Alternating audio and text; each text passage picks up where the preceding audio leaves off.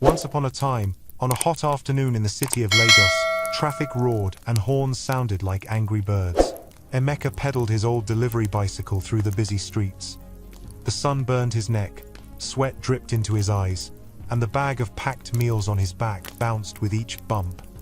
His mind kept jumping to his younger sister, Ngozi. Her voice from the morning echoed in his ears. "Brother, my school fees are due tomorrow. I will be sent home if we don't pay." Emeka had smiled at her and said he would handle it. Inside, he was scared. He did not have the money, and his delivery work was his only hope. Ahead, he saw the tall glass building of Okafor Global Holdings. It stood like a giant shining tower in the middle of dust and noise. Emeka's app chimed. He had a delivery to make inside that building. He quickened his pedaling and wiped his forehead with the back of his hand. At the gate of the company, security guards stood straight in crisp uniforms. They looked like statues guarding a palace. Cars rolled in with tinted windows. Men and women in clean suits walked past. Emeka felt his heart beat faster, as it always did when he entered places where people dressed like they owned the world. He parked his bicycle outside and adjusted his delivery bag. As he walked toward the entrance, he noticed an old woman standing close to the glass door. She wore a faded wrapper around her waist and a blouse that had been washed many times.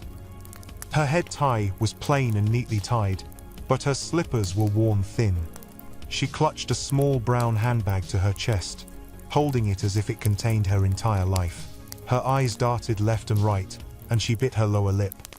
She looked small and tired beside the tall building. One guard raised his voice. "Madam, go and sit outside," he said. "You cannot stand at the entrance. Go and beg somewhere else." The old woman spoke softly. "I am not begging. I came to see someone inside." Another guard laughed. "Who do you want to see here? This is not your village square." The woman looked at her handbag and said again, "Please, I came to see my daughter." A young lady in a neat blouse came from behind the reception desk. She wore a name badge that read Labake. Her face was sharp, and she stood with her hands on her hips. "Mama, we don't allow hawkers inside," she said. "You cannot just enter a company like this. Have you been to see your daughter before? You need an appointment." The old woman lowered her head. "She is busy, but she will see me. Please." People walking by stopped to watch. Some whispered and laughed. One woman took out her phone and started recording, smiling as if she was watching a show. Another man shook his head and muttered, "See how people dress to come to a big company. Some people have no shame." Emeka felt heat rise in his chest. He remembered his own mother when she had been shouted at in a market because she could not count change fast enough. His stomach tightened. He looked at his phone. The delivery timer showed he had 3 minutes to deliver before the app marked him late. But his legs did not move toward the elevator. Instead, he found himself walking toward the old woman and the guards. "Excuse me," he said, stepping between the guard and the woman. "Please, she is not a beggar. She just wants to enter." The guard frowned. "Who are you? This does not concern you." Emeka held his voice steady. "I am a delivery rider, but I am also someone's son. If this was your mother, would you push her?" Labake folded her arms. "Young man, take your food upstairs and mind your business. You have no right to speak to us like that." The crowd of staff and visitors murmured. One man in a suit whispered, "Ordinary delivery boy. See how he is challenging security." Emeka looked at the old woman. Her hands trembled as she held the bag. He leaned closer and whispered, "Mama, are you okay?" She lifted her eyes to meet his. They were full of fear. She shook her head a tiny bit and whispered back, "My son, I'm fine. Leave me. Please go. This is not your trouble." Her plea tugged at his heart, but it made him more determined. "I can't leave you, Mama," he whispered back. "You should not be treated like this." Labake waved at the guards. "Take this rider outside. We cannot allow trouble." 2 guards stepped forward. Emeka felt a hand on his shoulder.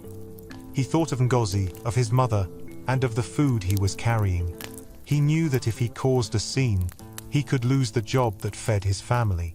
But he also knew that he walked away.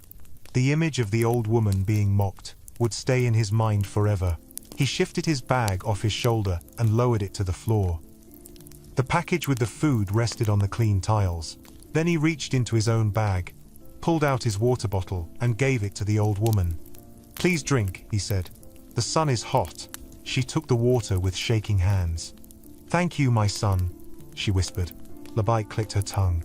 "See, he has even given her water. If she spills water here, we will mop for an hour." People laughed. The guard's grip tightened. Emeka tried to stand tall. A black SUV rolled into the compound and stopped at the entrance. The noise around the gate lowered a little.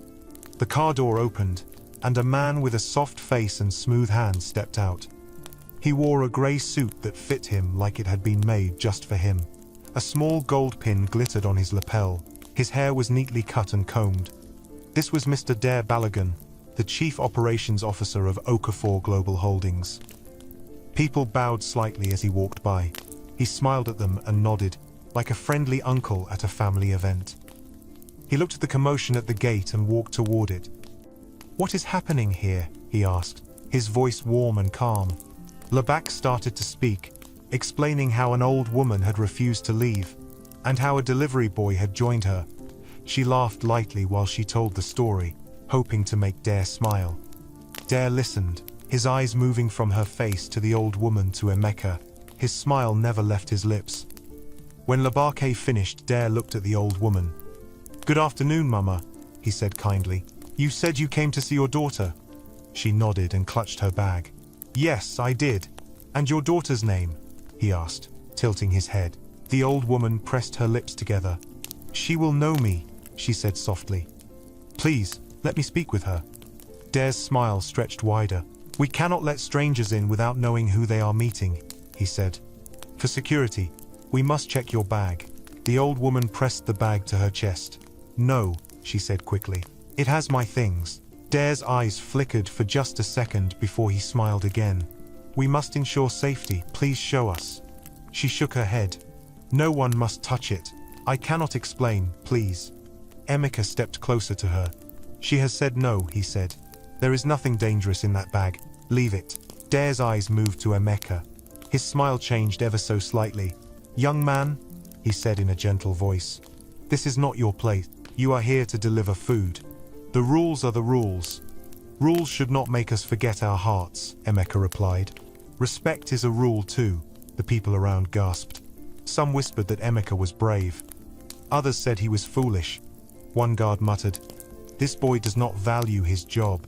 Dare's face did not change. He nodded. "Thank you for your concern," he said. "Security, please ask them both to leave the compound." The guards moved forward. Emeka felt strong hands on his arms. He looked at the old woman, and she looked back with worry. As they were being pushed toward the gate, she leaned to Emeka's ear. "Don't get hurt because of me," she whispered. "They will punish you," Emeka whispered back. "I will be okay. Do you have someone you can call?" She hesitated, then said, "My daughter, but I can't reach her."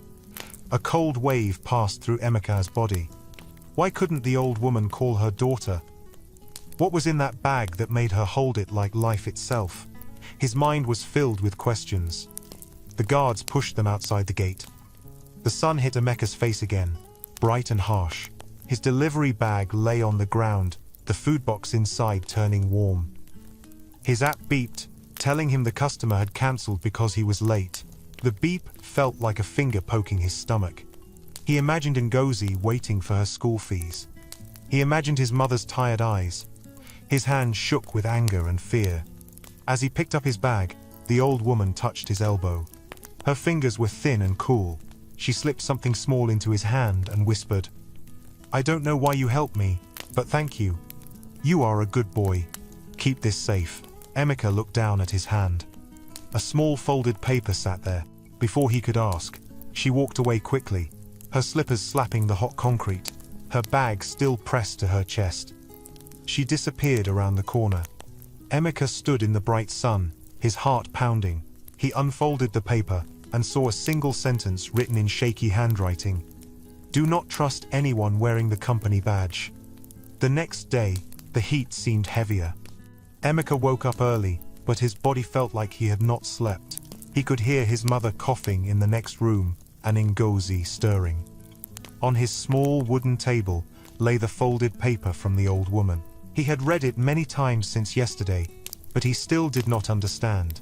He rolled it between his fingers and thought about the way the woman had held her bag. The way she had panicked when Dare wanted to check it. Ngozi entered the room, her eyes wide. "Brother, did you get the money?" she asked. Emeka forced a smile. "I will get it today," he said. "Don't worry." He did not know how. His delivery app had suspended him. His phone had pinged just after he got home the day before. "Your account is under review due to a complaint from a client." It had felt like a punch to the chest. Without deliveries, he had no money, but he could not tell Ngozi or his mother. He had to pretend everything was fine. He put on his faded shirt and jeans. He stuffed the paper in his pocket and stepped outside, hoping to find extra delivery jobs or any small work. The sun had not fully risen, but the air was already warm. As he walked, his phone vibrated. It was an unknown number, he answered. A small, shaky voice whispered on the other end. "My son," it said. "This is the old woman. I am sorry to disturb you. Do you still have the paper?" "Yes, Mama," Emeka replied, stepping into a quiet corner. "I kept it. Are you safe?" There was a pause, and he heard a rustle, like cloth brushing against something. "I don't know," the voice whispered. "People are looking for me. I cannot go home. I cannot call my daughter. If anything happens to me, find the woman in blue." "The woman in blue?" Emeka asked. "Who?" But the voice did not answer. Instead, he heard another voice in the background, a man's voice. "Who are you talking to?" it demanded. The old woman gasped. "No one," she replied quickly.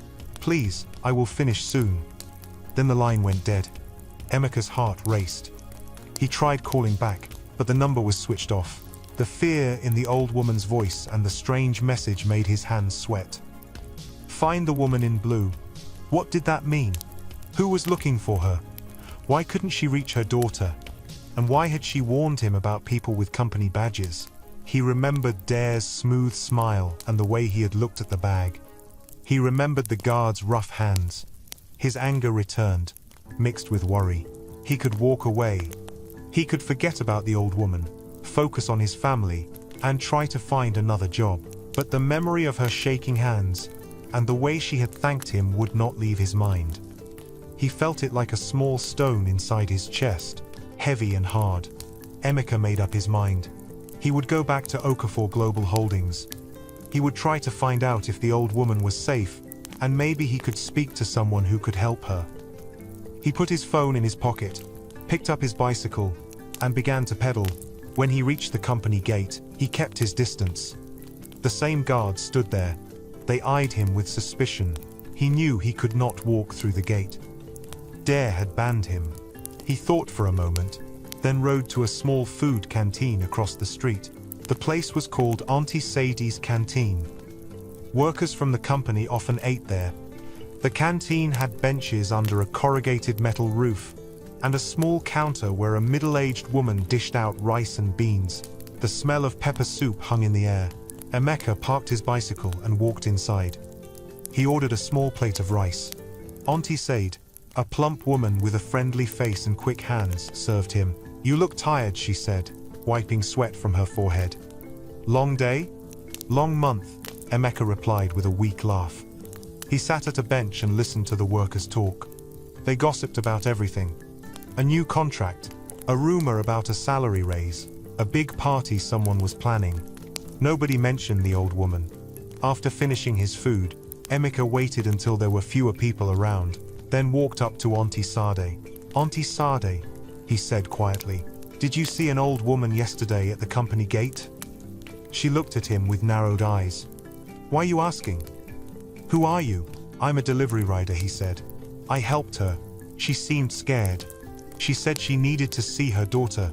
I don't know where she went." Auntie Say wiped her hand on her apron and leaned closer. "You are the boy who stood up for her?" she asked. Emeka nodded. She lowered her voice. "You are brave, but you should be careful. This is not a small matter. Mama Rose is not just any woman." Emeka's heart jumped. "You know her?" he whispered. "Yes," Auntie Sade whispered back. Years ago, before the company became like this, Mama Rose used to come here sometimes. She would come with a young woman. That woman always wore blue suits to work. She would eat quietly and leave good tips. They always laughed together. I didn't know who they were until one day, somebody whispered that the woman was the daughter of the company's founder. But as the company grew, I didn't see Mama Rose anymore. Yesterday, I saw her at the gate. I wanted to greet her, but the guards pushed her away. I did not want to draw attention. Her daughter, Emeka whispered. Is she working in the company now? I believe so, Auntie Sade said. She is the boss. But I don't know much. What I know is that Mama Rose would not come back after so long if something wasn't wrong. Emeka's skin prickled. Do you know anyone inside who can help her? Auntie Sadie glanced around and lowered her voice more. There is an old visitors book in the company annex, she said. It used to record names of visitors before the new system. It might show who Mama Rose used to see, if someone hasn't destroyed it already. But you didn't hear it from me. I cannot help more. Thank you, Emeka said. He felt hope and fear at the same time. If he could find that book, maybe he could find clues. Maybe the book would prove that Mama Rose was telling the truth. But getting to that book would not be easy. The annex was part of the company. Be careful, Auntie Sati said, seeing the determination in his eyes. They won't like you poking your nose in their affairs. Some kindness can bury a man. Her words echoed the warning Mr. Kalu had given him the day before. Some kindness can bury a man. Emeka left the canteen with his mind racing. He did not know where Mama Rose was hiding. He did not know who the woman in blue was. But he knew one thing. He could not walk away from this. Even if it cost him more than a late delivery. He spent the rest of the day trying to call the old woman's number. It remained off. He rode around the area, looking at streets and alleyways, hoping to see her. He visited the small clinic where a friend worked, hoping she had gone there. But he found nothing. As the sun set, he returned home with an empty pocket and a heavier heart. That night, as he lay on his thin mattress, listening to his mother's soft snore and Ngozi's steady breathing, Emeka turned the small paper over and over in his fingers. He thought of the old woman somewhere out there, hiding with her bag. He thought of his own family and the risk he was taking. He thought of the clear warning on the paper. He closed his eyes and whispered a prayer he had not said in a long time. The next morning, Emeka's phone buzzed again. It was a message from the delivery company. Dear rider, your account has been suspended due to misconduct complaint. Please visit our office for review. Emeka felt his stomach drop. He needed that job. He remembered the voice on the phone the day before. This suspension was probably not a mistake. It was deliberate. Someone wanted to make his life harder because he helped Mama Rose. He decided to go to the delivery office to plead his case. He walked there, a small building with bright colors and a long queue. Other riders chatted and laughed, but Emeka could not relax. He reached the front and spoke to the manager, a man in his 30s. Sir, my account was suspended, Emeka explained. I want to know why. I have never been late before. I always deliver on time. The manager looked at his tablet. There is a complaint from a client, he said, not looking at Emeka's face. They said you caused trouble at their premises. I did not cause trouble, Emeka said. I only helped an old woman who was being mistreated. I still did my delivery. I just had a few minutes delay. The manager shrugged. The client is powerful, he said. We cannot risk losing them. Your account is suspended for now. Maybe after some months, we can revisit. But I need this job, Emeka said, his voice cracking. My sister's school fees. Sorry, the manager interrupted. There is nothing I can do. He looked behind Emeka at the next rider in line. Next, Emeka stepped aside, his throat dry. He felt like shouting, but it would change nothing. He left the office with his head low. The street outside seemed louder and hotter. He wondered how he would tell Ngozi that he did not have the money. As he walked, two men approached him. They looked ordinary, with t-shirts and caps, but there was something hard in their eyes. One held a small envelope. Are you Emeka? One man asked. Yes, Emeka replied, stepping back a little. Our boss wants to thank you for your kindness to the old woman, the second man said, with a smile that did not reach his eyes. He held out the envelope. Take this, it will help your family. You can forget about the old woman. She is safe. And forget about the paper she gave you. It's nothing. Emeka stared at the envelope. It looked full. Money could solve his problem. Ngozi's school fees, his mother's medicine, a little extra for food. He could take it and walk away. He thought of the warning. Do not trust anyone wearing the company badge. These men were not wearing badges, but they were likely sent by those who wore them. Who is your boss? Emeka asked, his mouth dry. Someone who wants to help, the man said. Take it, young man. Life is hard. You don't want trouble. Emeka's fingers twitched. He thought of Ngozi's eyes, of his mother's cough. His hand started to move toward the envelope, but he stopped it. He thought of Mama Rose's trembling voice on the phone. He thought of her fear. He felt something inside him tighten. If he took this money, he would be part of something wrong. He would betray the old woman's trust. He would betray his own heart. No thank you, he said quietly. I don't need it. The men's smiles vanished. Their eyes became cold. Are you sure? One asked. This is your chance to solve your problems. People like you do not get many chances. I'm sure, Emeka said, his voice stronger than he felt. Tell your boss I said thank you. The men looked at each other. One of them stepped closer, invading Emeka's personal space. You are poor, he said softly. Poor people should not carry rich people's trouble.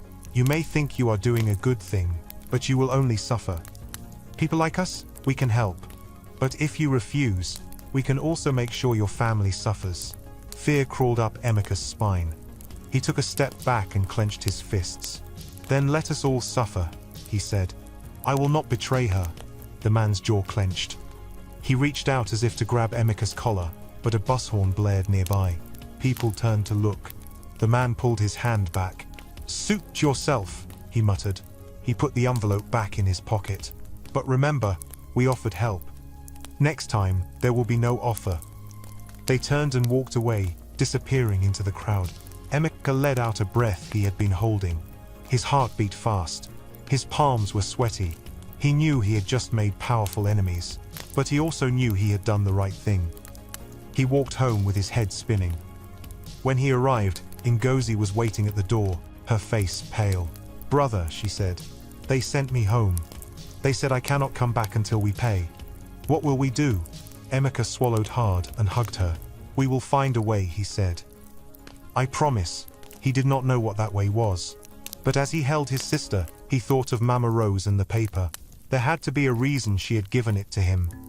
There had to be a way to help her, and at the same time help himself. Find it. He had to. Later that evening, as the sun set and cast long shadows, Emeka heard a knock on the door. He opened it to find Mama Rose standing there. Her clothes were dusty, and her face looked more tired than before. She held her bag close as always. Mama, Emeka said, surprised. How did you find my house? I asked around. She whispered, stepping inside quickly. I cannot stay long. They are looking for me. I need your help. Emeka closed the door. His mother came out, startled. Mama Rose smiled weakly at her. Good evening, my daughter, she said to Emeka's mother. I am sorry to disturb your home. Your son helped me when no one would. I am grateful. Emeka's mother nodded kindly. You are welcome, Mama, she said. Sit, rest.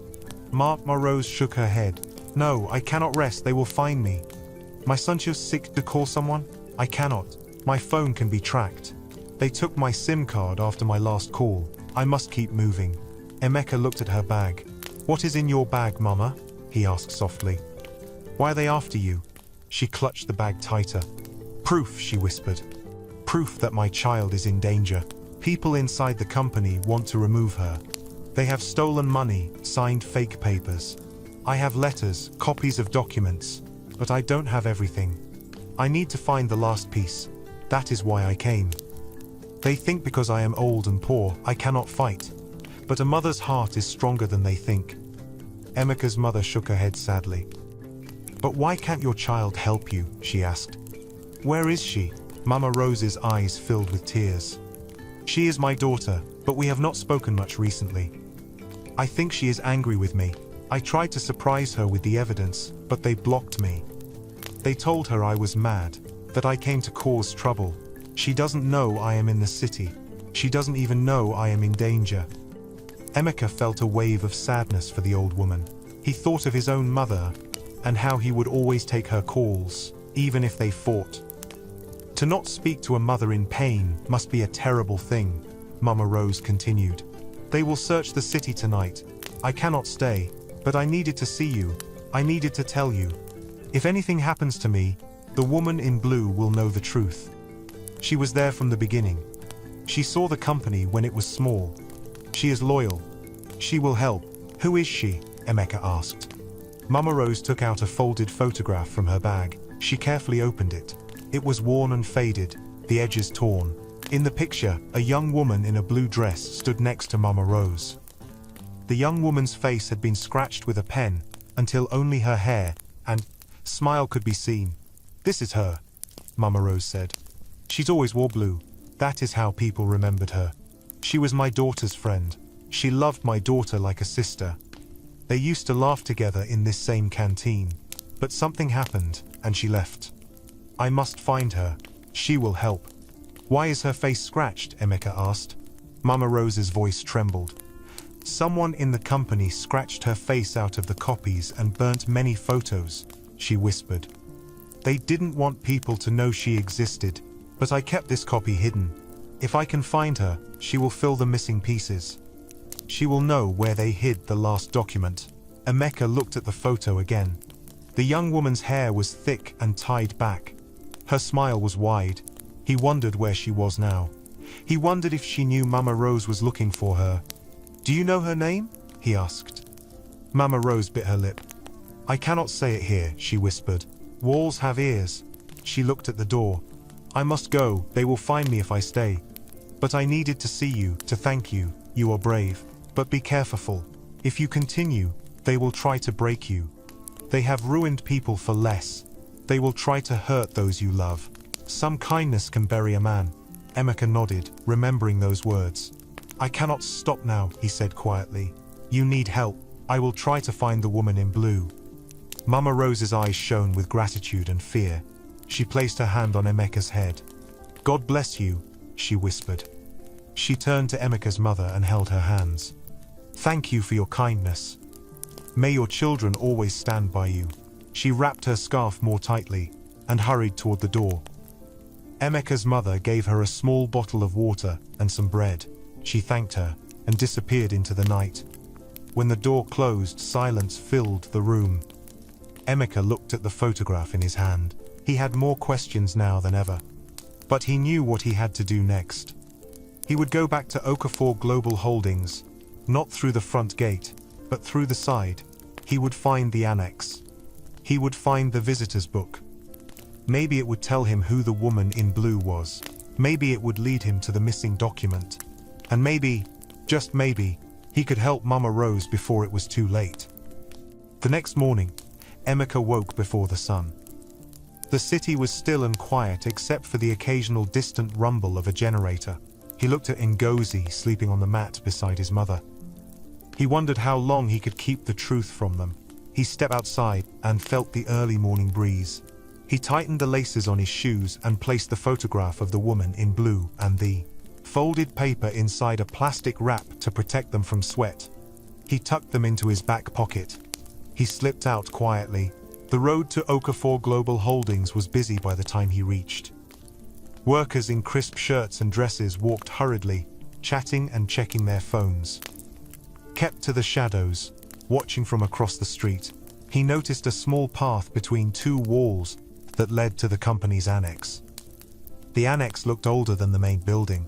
It had peeling paint and small windows covered by grills. It was guarded by two men who looked less stern than those at the main gate. They sat on plastic chairs, one reading a newspaper, the other scrolling through his phone. Emeka waited until a delivery truck drove in. The guard stood up to wave it through. In the few seconds it took for the truck to pass, Emeka darted through the side path and slipped behind a tall stack of crates. He held his breath. The guard sat back down, unaware. He crept along the wall until he reached a window with broken louvers. He looked inside. It was a storage room filled with shelves of old files, broken chairs, and dusty boxes. The air smelled of paper and damp wood. He could hear faint voices from farther inside. Taking a deep breath, Emeka squeezed through the window. Dust filled his nose. He landed inside quietly, crouching behind a shelf. He stayed still and listened. Farther away, he heard footsteps and muffled voices. He recognized one voice, Mr. Kalu, the head of security. The other voice was smooth and calm. Dare. Emeka's heart pounded. He had not expected to run into them. He froze, afraid to move, afraid to breathe too loudly. He crouched behind a tall shelf and peeked through the dusty slats.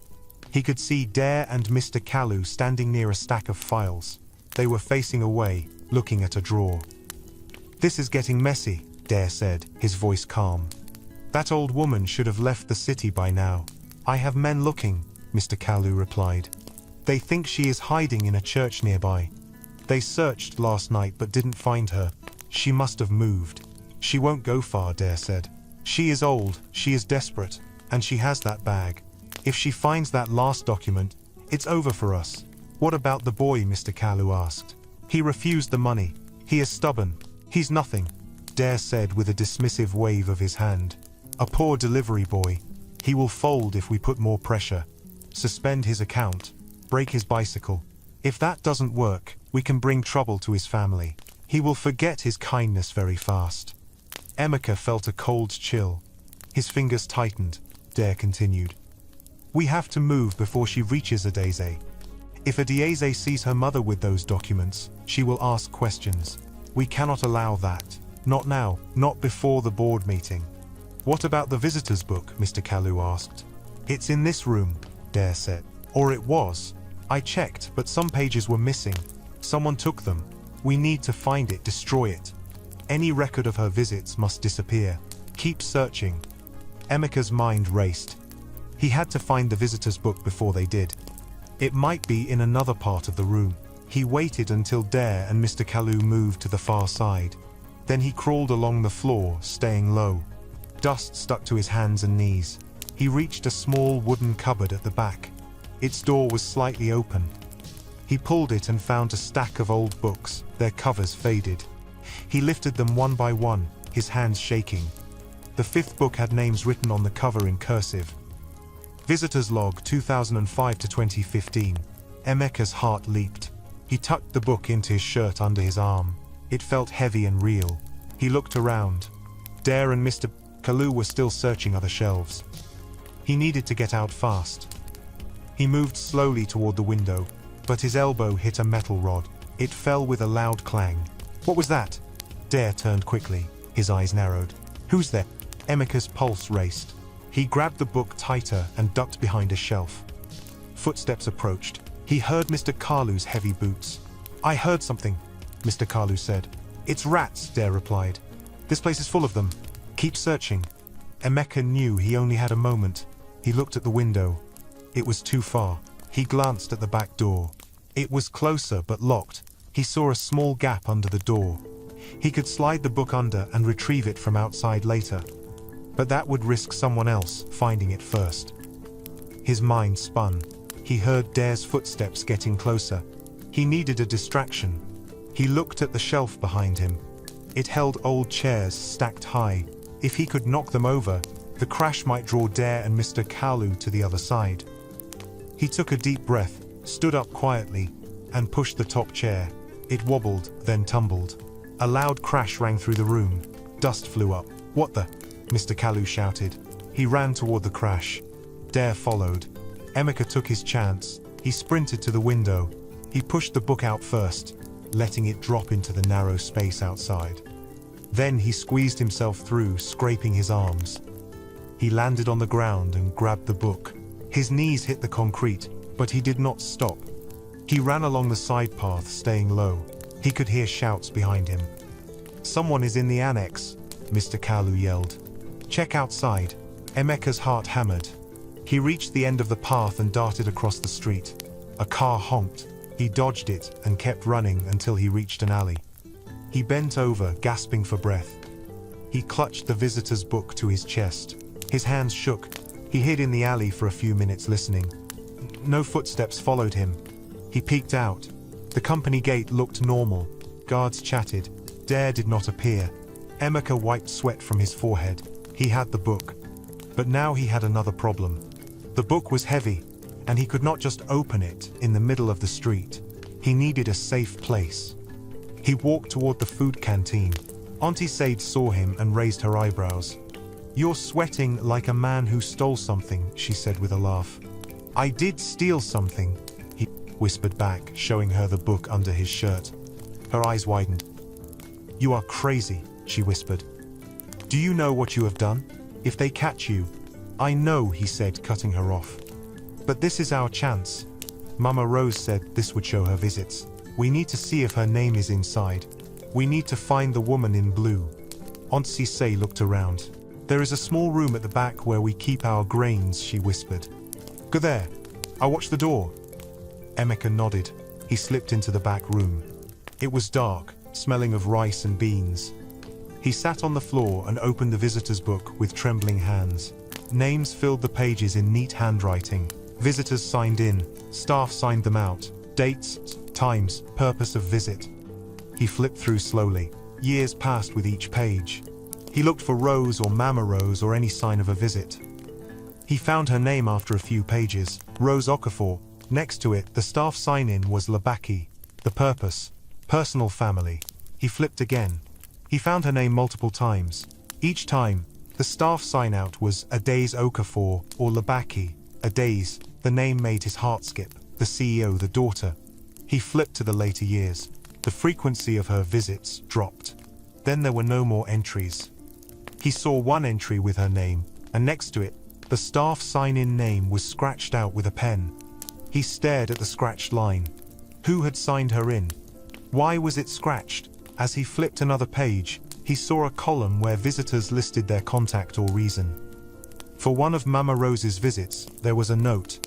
With B. Blue. Someone had written the letter B and the word blue. Emeka's heart raced. Could that mean the woman in blue? Maybe her name started with B. But the rest of the note was torn out. Someone had removed the bottom part of the page. He ran his fingers over the torn edges. Whoever did this did not want people to know the name. He looked through more pages, but there were no more clues. He closed the book and rubbed his temples. He had pieces of a puzzle, but not the full picture. He needed to find someone who knew more about the woman in blue. He thought of Auntie Sade's story. She had said, "The woman always wore blue suits and left good tips." Maybe someone else remembered her. He went back to the main area of the canteen. Auntie Sade handed him a cup of water. "Find anything?" she whispered. "Yes," he said. "I found the old woman's name and a note that says B Blue. It might be her. But there is no full name." "What will you do now?" she asked. "I need to speak to someone who knew the woman," he said. "I need to find out who she is. And I need to show Mama Rose that I found this book. She will know what it means." "Be careful," Auntie Sade said again. "Dare will come here soon. He always eats here at noon. Hide the book." Emeka tucked the book deeper under his shirt. He left the canteen and walked toward his house, staying off the main road. He kept glancing over his shoulder, expecting to see Dare's men. But the streets were full of people, and he blended in. As he turned onto his street, a hand grabbed his arm.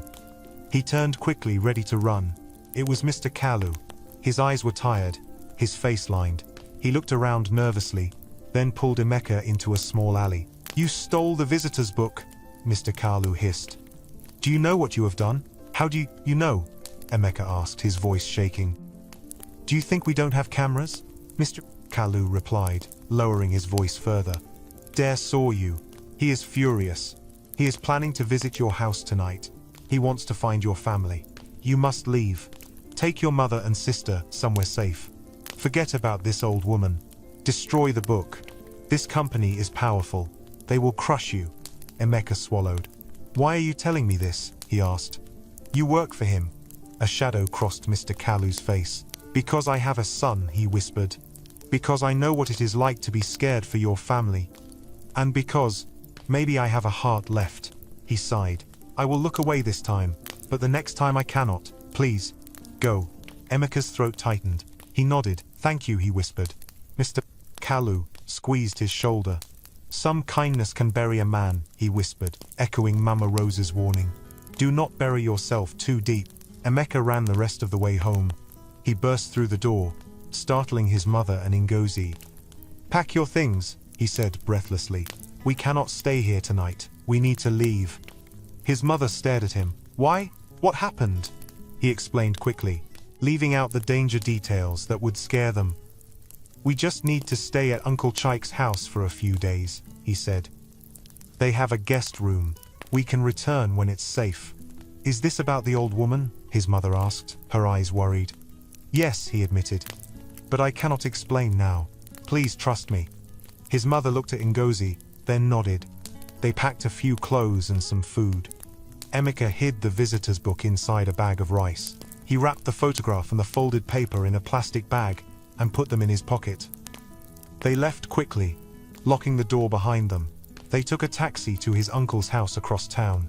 On the way, Emeka kept looking around, afraid of a black SUV. When they arrived, his uncle welcomed them without many questions. They settled into a small room.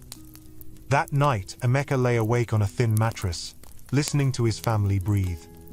He thought of Mama Rose, hiding somewhere in the city. He thought of Dare, planning his next move. He thought of the woman in blue, whose name he still did not know. He thought of the torn page. And he thought of the words whispered by Mr. Kalu, some kindness can bury a man. The next morning, Emeka woke to the sound of roosters crowing and the smell of beans cooking. The night had been restless. Every creak outside had sounded like footsteps of men coming to drag them away. But no one had come. Emeka sat up and stretched, his back aching from the thin mattress. Ngozi was still asleep, her face relaxed. His mother was already in the kitchen with his aunt, helping prepare breakfast. Emeka stepped outside. The morning air in his uncle's compound was fresh. He could hear children laughing in the next yard. He walked to a small corner and took the visitor's book from its hiding place in a bag of rice. He ran his fingers over the cover again. He needed to show Mama Rose. She would know what the torn note meant. He also needed to find the woman in blue. But first, he needed to make sure his family was safe. After breakfast, Emeka told his mother and uncle a part of the truth. There is trouble at Okafor Global, he said. A friend of mine is in danger. I helped her, and now some people are angry with me. They might come looking for us. We need to stay here for a while. I am sorry for bringing trouble to your house. His uncle, a broad man with a calm face, nodded. Family is family, he said. We will not let anything happen to you. Stay as long as you need. But be careful. Emeka felt a wave of gratitude. He smiled weakly. Thank you, uncle. He spent the morning helping around the house, trying to act normal. But his mind kept drifting to the company. He thought of Dare's smooth voice and Mr. Kalu's tired eyes. He thought of Auntie Sade and the canteen. He wondered if anyone had noticed his absence. He wondered where Mama Rose was.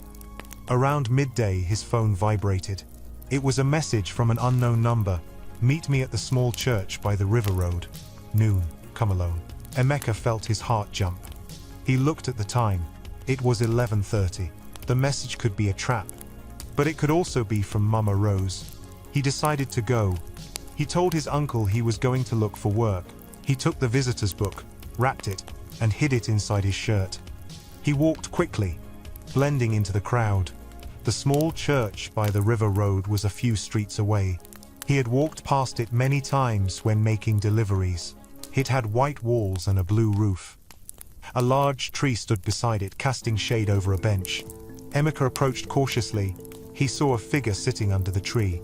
It was the old woman, Mama Rose. She wore the same faded clothes, but she looked more tired. Her eyes darted around. When she saw Emeka, relief crossed her face. "My son," she whispered. "You came." Emeka nodded. He sat beside her, keeping his voice low. "Mama, we have to move you to somewhere safe," he said. "They are looking for you. They went to my house last night." "I know," she said, her hands shaking. "I heard people outside my hiding place. I had to leave." I have not slept. I went to the clinic, but they turned me away. Thank you for hiding your family. They will be safe with your uncle. Those men know where you live. They will go there again. Emeka swallowed. Mama, I found the visitor's book, he whispered. It has your name. It shows you visited the company many times. And there is a note. It says Be Blue, but the rest is torn. Do you know who that is? Mama Rose's eyes widened. She reached for Emeka's hands. You found the book, she whispered. You are brave. They will be angrier now. I had help, Emeka said. But yes, I took it. I hid it. I want to show it to you, but we need somewhere safe first. We cannot open it here. I know a place, Mama Rose said softly. It is a small house near the river. The woman in blue used to live there. She moved away, but the house is empty. It is safe. We can talk there. She stood slowly, her legs shaking. Emeka held her elbow. But before we go, she said, I need to tell you something. The woman in blue, her name is... Don't say it here, a voice interrupted. Emeka turned quickly. Mr. Kalu stepped out from behind the church, his face pale. He looked around nervously. They could be listening, he whispered. You must be careful. Mama Rose's face tightened. Why are you here? She asked, her voice low and wary. You work for him. I told you, Mr. Kalu replied, glancing over his shoulder. I have a son. I don't want blood on my hands. I came to warn you. Dare sent men to watch this area. He knows you might try to meet someone. You need to leave now. If they see me with you, they will think I betrayed them. They will hurt me and my family. Emeka looked at him. His eyes were tired, and his hands shook slightly. He looked like a man divided. Part of him wanted to do the right thing, and part of him was afraid. Where can we go? Emeka asked. There is an old house by the river, Mr. Kalu said quickly. Go there. They don't know about it. I cannot go with you. I have to return before they notice I'm gone. But I can buy you some time. He looked at Mama Rose. I am sorry. I should have let you in that day. I was following orders. I hope you can forgive me. Mama Rose looked at him for a long moment. Her mouth pressed into a thin line. Finally, she nodded slowly. We will not forget what you did wrong, she said. But we will not forget what you tried to fix either. May God forgive us all. Mr. Kalu's eyes shimmered. He nodded, turned, and walked away quickly. Emeka and Mama Rose hurried along the road, staying in the shadows. They walked past shops and women selling fish, past children playing with tires, until they reached a narrow path leading to the river. The river flowed gently, brown and calm. A few small canoes were tied to wooden posts. The old house Mama Rose mentioned sat near the water. Its roof was and the walls were cracked, but the door seemed strong. Emeka pushed it open. Dust danced in the beam of sunlight that broke through a hole in the roof. They stepped inside. The room was small, with only a stool and a broken table. Emeka closed the door and leaned it against a stone to make sure it would not easily open. He took the visitor's book from under his shirt and placed it on the table. Mama Rose touched it with reverence. This is proof that I was there, she said quietly. It shows I visited her. They tried to erase me, but they could not hide everything. But who is Be Blue? Emeka asked. Is that the woman in blue? Mama Rose nodded. Yes, she whispered. Her name is Bola Adeyemi. She always wore blue suits. She was my daughter's closest friend. She started as a secretary when the company was small. She knew all the secrets. She saw them forge signatures, hide money. She was going to expose them, but then something happened. They accused her of theft. They said she took company money. They fired her. She disappeared. They made everyone forget her. They scratched her face out of photos. They tore her name from books. But she didn't steal. She knew too much. She was a threat. Emeka felt his heart race. Do you know where she is now? He asked. Mama Rose shook her head. No, she said. After she was fired, she left Lagos. I heard she moved to a small village near Ibadan. But I don't know if that is true. She could be anywhere. She might be hiding. But if we find her, she will fill the missing piece. She knows where they hid the last document. She will help my daughter understand. She is the last hope. Emeka nodded, trying to absorb everything. Why can't we go to the police? He asked. Why can't we just show them this book and the documents in your bag? Mama Rose laughed softly without humor. Do you think the police can help? She whispered. Those people have money. They have friends in uniform. They will make this disappear. They will call me mad. They will call you a liar.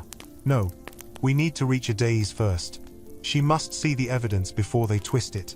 She must hear from Bola's mouth. Then she can take action. She is the CEO. She has power, but she does not know the danger around her. How will we find Bola? Emeka asked, feeling overwhelmed. And how will we reach Adaze? Dare has blocked you. He has blocked me. Mama Rose took Emeka's hands. We will find a way, she said firmly. We have come this far. We cannot stop now. It is not just about me. It is about my daughter. It is about the company. Many workers will suffer if Dare takes over. We cannot let that happen. Emeka nodded slowly. He looked at the visitor's book again. He thought of all the people inside the company, the guards, the front desk officers, the employees who had laughed at the old woman. He thought of Dare, planning to seize power. He thought of a Daisy, who had not yet appeared in his life, but whose name carried weight. Suddenly, they heard footsteps outside. Emeka's head snapped up. He motioned for Mama Rose to be quiet. The footsteps stopped near the door. A voice called, "Mama, Emeka, are you inside?" It was a woman's voice, soft but urgent. Emeka moved quietly to the door and peered through a crack. He saw a woman in a plain blue dress, her hair braided neatly. Her face was unfamiliar. She looked around nervously. "I am from the clinic," she whispered through the crack. "Mama Rose, are you there?" Mama Rose stepped forward. "Yes," she whispered. "Who are you?" "My name is Dr. Ngozi," the woman whispered. "I work at the small clinic. You came to us yesterday, but we turned you away because we were scared. I am sorry. After you left, I felt guilty. I know you need help. I know who you are. I worked at Okafor Global years ago, before going to medical school. I recognized you. Please, let me help. They are searching the river area. You must leave." Emeka opened the door slightly. "How do we know we can trust you?" he asked, his voice low but firm. "Anyone can wear blue," the woman nodded. "You are right to be careful," she said, "but I have no reason to lie. I worked with Bola Adeyemi. She was my friend. She saved me from losing my job. She told me one day there would be a reckoning. She said, if an old woman comes to me with fear in her eyes, I should help. I think this is that day." Mama Rose's eyes filled with tears. "Bola trusted you," she whispered. "Then I will trust you. Please help us." Dr. Ngozi looked over her shoulder. "We cannot stay here," she said. "Dare's men are approaching. I saw them by the market. They asked about an old woman carrying a brown bag. Come with me. I know a place where you can hide. It is safer than here. Quickly." Emeka glanced at Mama Rose. She nodded. "We have no choice," she whispered. "We cannot wait for them to find us. Let us go." They hurried out the door. Dr. Ngozi led them along a narrow path that ran between tall grasses and small huts. The river flowed quietly beside them. They moved quickly, crouching when they heard voices, hiding when they saw shadows. Emeka carried the visitor's book under his shirt and held Mama Rose's arm. His mind raced with questions. Who was Dr. Ngozi really? Could they trust her? Where was she taking them? And how much time did they have before Dare found them? The path grew narrower as they followed Dr. Ngozi. The tall grasses brushed against Emeka's legs. The smell of the river mixed with the scent of wet earth.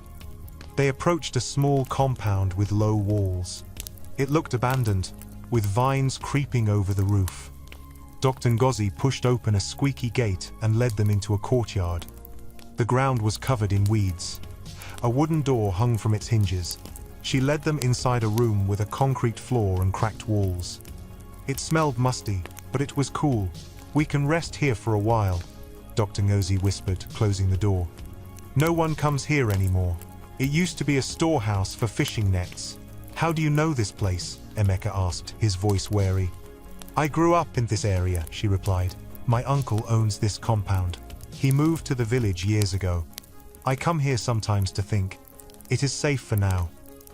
Mama Rose sat on the floor, her back against the wall. She looked exhausted. Emeka handed her a cup of water from Dr. Ngozi's bag. She drank slowly, her hands shook. Emeka felt a wave of pity. This woman should be resting in a comfortable chair, not hiding in abandoned houses. He looked at Dr. Ngozi. "You said you knew Bola?" he asked. "Yes," she said. "We worked together." She was brave. She believed in doing the right thing. She told me about the stealing, the forged documents. She gathered proof. But before she could take it to the CEO, they accused her of taking money. She tried to defend herself, but Dare and some others made sure she was fired. She left in shame. She sent me one letter after that. She said she was safe but could not contact anyone from the company. She feared for her life. Then she disappeared. "Do you know where she went?" Emeka asked. "She said she might go to her grandmother's village near Ibadan," Dr. Ngozi replied. "But I don't know which village. She did not want to put names in writing. She said she would let me know when it was safe. She never did. Maybe she is still there," Mama Rose whispered. "Maybe she is hiding, waiting for us." "Maybe," Dr. Ngozi said. "But it will take time to find her, and you cannot travel now. Dare is watching every road out of Lagos. He knows you have proof. He will try to stop you." Emeka leaned against the wall, thinking. "We need another plan," he said. "Maybe we can reach Adaze directly. If she sees this book and your documents, she will believe us." "That will not be easy," Dr. Ngozi replied. "Adaze is surrounded by people who protect her schedule. You can't just walk into her office. And if Dare hears that you are trying to meet her, he will act faster. He might even block you with the board." Emeka's head throbbed. His eyes fell on the visitor's book. He opened it again and flipped to the pages he had marked. He showed them to Dr. Ngozi. "Look," he said, pointing at the torn note. "This says B Blue, but the rest is gone. Someone removed it." She leaned closer. "Yes," she whispered. "That's her, Bola Adeyemi. She was always called Bola Blue because of her blue suits. They tore out the part that would have had her name. They thought they erased her, but they did not expect the page to be seen by someone who knew about her." "This book proves Mama Rose visited," Emeka said. "It proves she was not lying. It shows she signed in. That's something." Dr. Ngozi nodded. "It is something," she said. "But Dare can still say the book is fake. He can say you made it. He can say Mama Rose wrote it herself. He can say anything to confuse people. We need more. We need the documents in her bag, and we need Bola's word." "Bola is far," Emeka murmured. "We don't have time." Dr. Ngozi looked at Mama Rose. "What other proof do you have?" she asked gently. "What is in your bag?" Mama Rose looked down at her bag. Her fingers caressed the worn leather. "Letters," she whispered. "Photocopies, names, dates, and one more thing, a voice recorder. Bola gave it to me years ago. She told me to hide it. She said if I ever needed to prove what happened, to keep it safe. I have never opened it. I was afraid. I thought if I opened it, they would find out. But maybe this is the time." She slowly opened her bag. Inside, wrapped in a cloth, was a small recorder. It looked old, dusty, with a red button. Emeka's heart beat fast. "Do you think it still works?" he asked. "I don't know," Mama Rose replied. "Let us see." She pressed the play button. At first there was nothing but a soft hiss like wind. Then a voice crackled to life. It was a woman's voice, clear and steady. Bola's voice. "This is Bola Adeyemi," the voice said. "The date is June 12, 2015. I am making this recording because I fear what I know may cost me my job or my life. I have discovered irregularities in the company's financial records, including large sums moved from the company account to private accounts owned by Dare Balagun and others. I have photocopied letters and contracts signed by them, including forged signatures of the CEO. I plan to report this to Ms. Adaeze Okafor. If you are hearing this, it means I have been prevented from doing so. I beg you, whoever you are, find Ms. Okafor. Tell her the truth. The company she loves is being stolen from her." A chill ran through the room. Mama Rose's hands trembled. Tears rolled down her cheeks. Emeka felt goosebumps. The voice recording was powerful. It was proof. It was Bola's own voice. "It works," Dr. Ngozi whispered, her voice shaking. "It still works. This is stronger than any paper." If we can play this in front of Adaze, she will have to listen. Dare cannot say a voice is forged so easily. We could also show the book. He will have no way to deny everything. But how do we get to Adaze? Emeka asked again, the question pressing on his mind like a weight. She is surrounded. Dare will block us. We cannot call her directly. She won't pick a number she doesn't know. Dr. Ngozi thought for a moment. Adaze is giving a speech tomorrow at a charity event, she said slowly. It will be public. She will be there.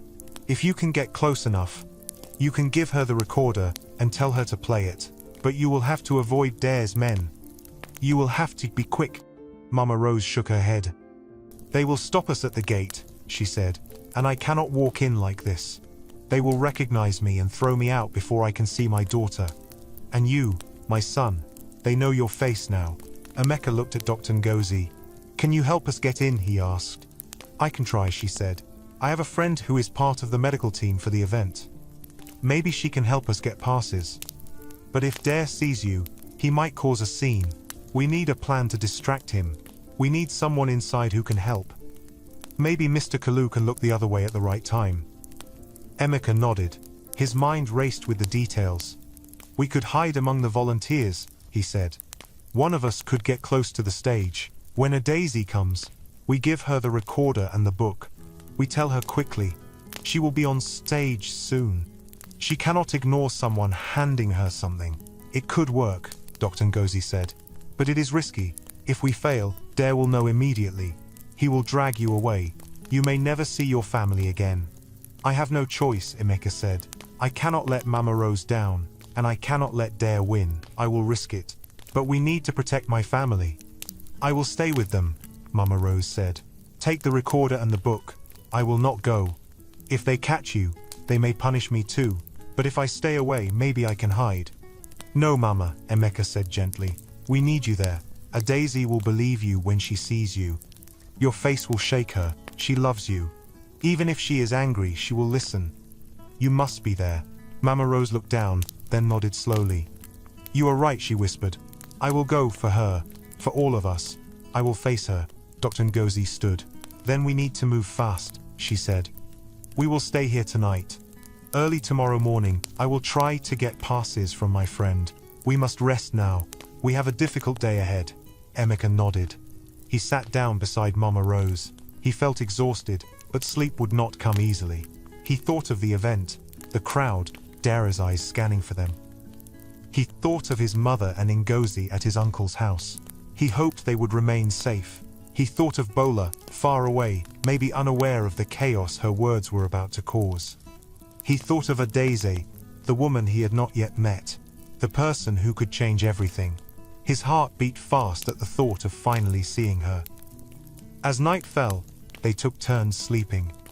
Emeka lay on the cold floor, listening to the soft breath of Mama Rose and the occasional rustle from Dr. Ngozi. He whispered a silent prayer. Give me the strength tomorrow, he said to no one in particular. Let truth come out. Let good things happen. Dawn came with a pink glow over the river. Birds chirped from the trees. Emeka sat up, rubbing his eyes. His back ached. He saw Mama Rose sitting against the wall, her eyes closed, her lips moving silently in prayer. Dr. Ngozi was already awake, packing her small bag. We have to go, she whispered. The event starts at 9. We need to get there early to blend in with the crowd. I will go to my friend now and get the passes. I will meet you at the back entrance of the community hall, where the event is being held. It is near the main market. Do not be late. And please be careful. If you see anything suspicious, leave immediately. Emeka nodded. We will be there, he said. They ate a small breakfast of bread and roasted plantain. Mama Rose's hands shook as she held the food. Her eyes were distant. Emeka felt a lump in his throat. He wanted to tell her everything would be fine, but he could not make promises. Dr. Ngozi left first, blending into the morning crowd. Emeka and Mama Rose waited until the sun was higher. They hid the visitor's book in a cloth bag and wrapped the voice recorder in another cloth. Emeka carried both bags. They left the safe house and walked through narrow streets, staying away from main roads. They approached the community hall from the back. The hall was already decorated with banners and balloons. Cars lined the street. Men and women in bright outfits mingled outside. Volunteers in matching shirts moved tables and chairs. The sound of music carried from inside. Emeka and Mama Rose stood in a narrow alley and waited. Emeka looked around nervously. He saw security guards moving, checking bags. He recognized a few from Okafor Global. His heart beat faster. He held Mama Rose's elbow. "We must remain calm," he whispered. After a few minutes, a young woman in a white coat approached. She had a badge around her neck. It was Dr. Ngozi's friend. She smiled quickly. "I have passes," she whispered, handing them over. "They think you are part of the medical team. Keep your heads down. Walk in quickly. Once inside, go to the left side near the stage. There will be a small door. Wait there. When a daisy arrives, I will signal." "Thank you," Emeka whispered. He helped Mama Rose put on the pass. He placed his over his neck. They walked with Dr. Ngozi's friend toward the hall. Emeka kept his eyes on the ground, trying to blend in with the group of medical volunteers. The guards looked at their badges, then waved them through. They entered. Inside the hall, the air was cool. Round tables with white cloths were set up. A stage at the front had a podium and a large backdrop, the words, "Okafor Global, charity event, giving back to our community." People sat and chatted. Cameras were set up.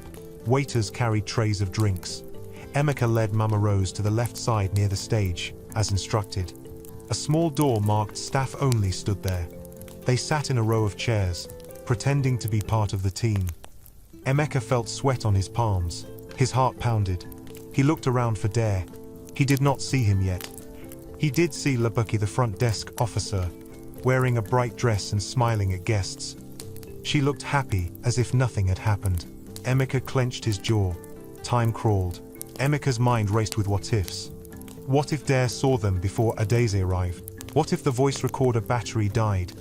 What if Adaeze refused to listen? He squeezed the cloth around the recorder. He whispered to Mama Rose, "We are almost there." Mama Rose nodded, her eyes glistening.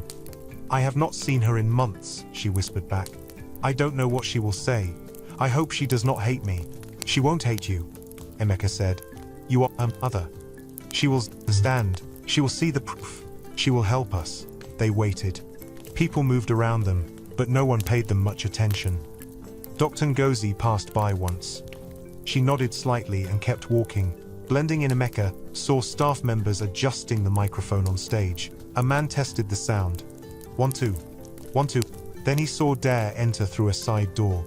He wore a dark suit and a red tie. He smiled and shook hands with people, laughing as if he had not a care in the world. His eyes swept the room. They lingered over the volunteers, then moved on. Emeka held his breath. Dare did not seem to recognize him in the crowd of similar faces. Dare walked to the front row and sat down.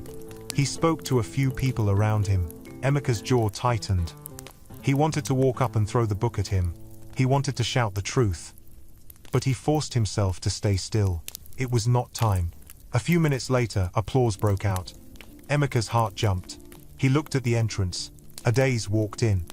She wore a simple but elegant gown and a string of pearls. Her hair was pulled back. Her posture was upright. She looked confident, calm, and slightly serious. Cameras flashed. People stood to greet her. Emeka stared. This was the woman behind the giant building. She was younger than he had expected, maybe in her early 40s. She had the same eyes as Mama Rose, kind but guarded. She smiled at the crowd and waved. She walked to the front row, greeted Dare politely, and sat down. Emeka looked at Mama Rose.